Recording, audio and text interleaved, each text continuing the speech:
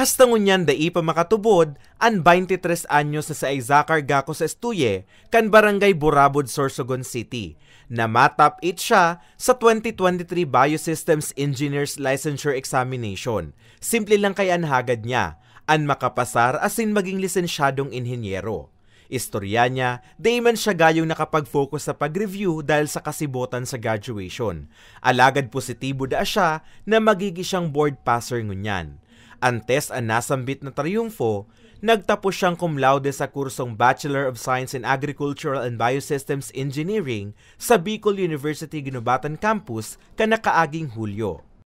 Nagtitake ako sa to. Sige ko ang kaulok kay nagkakakuruha ko. So, possible na yung makuha ko naman is mga siguro 90 plus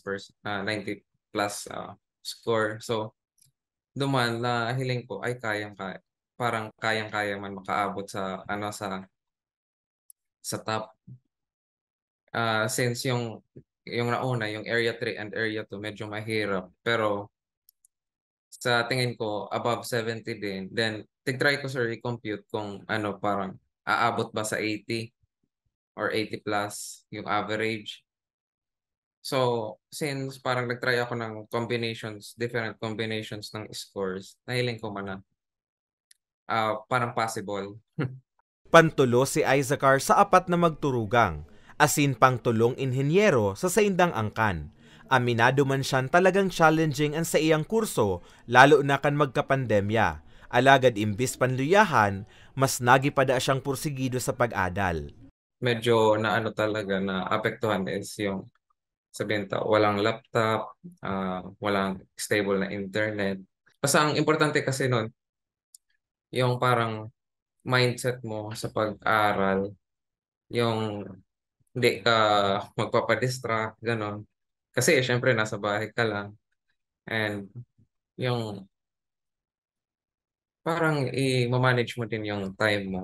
Sa ngunyan, pigdidisidara ng gad ni Izakar na makapagtukdo man nga ni maihiras an sa iyang mga napag-adalan, siring man na makatabang na sa iyang pamilya, lalo na sa iyang mga magurang na sinusuportahan da siyang gayo.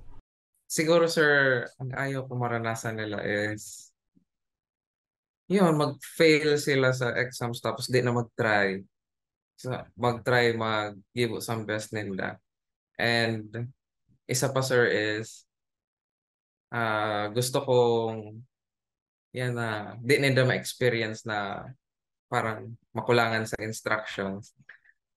Parang kung ako man sir ang magiging lecture, gusto ko complete palagi yung instructions, then ma-follow nila.